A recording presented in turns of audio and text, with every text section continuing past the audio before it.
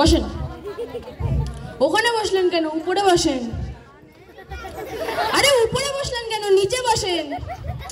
আরে নিচে বসেন কেন? আমার মতো করে বসেন। ও সরি আরে আমার পা নিচে নামাই বসে। হ্যাঁ হ্যাঁ আপনি তো বললেন। ঠিক আছে, ইন্টারভিউয়ের রুল অনুযায়ী আপনারে আমি কিছু প্রশ্ন করব। হ্যাঁ স্যার বলেন।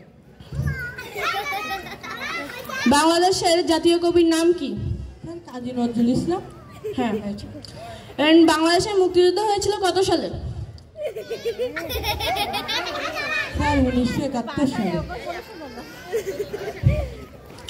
আকাশে কতটি তারা আছে? ওটা এখনো কেউ জানে না, কিন্তু বিজ্ঞানীরা গবেষণা করছে। ঠিক আছে, আপনার চাকরি ফাইনাল। ধন্যবাদ স্যার। আপনার সব ইনফরমেশন কালকে আমার ম্যানেজারের কাছে এসে দিয়ে যাবেন।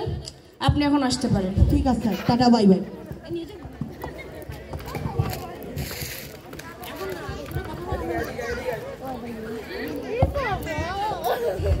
এই শোন শোন শোন শোন হ্যাঁ বন্ধু, বলো বলো।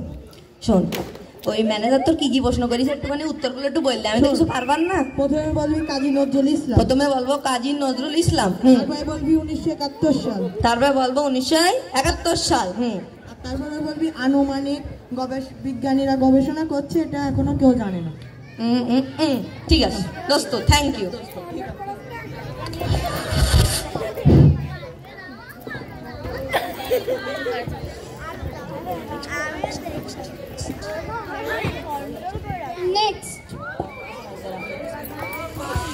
স্যার নমস্কার।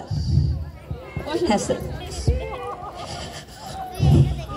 রুল অনুযায়ী আপনাকে আমি কিছু প্রশ্ন করব। করে। আপনার নাম কি? কাজী নজরুল ইসলাম। আপনি কত সালে জন্মগ্রহণ করেছেন? 1971 সাল।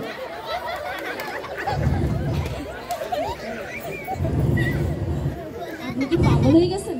বিজ্ঞানীরা এখনো গবেষণা চালাচ্ছে, সঠিক উত্তর পায়নি। আপনার চাকরি তো হবেই না। কেন স্যার?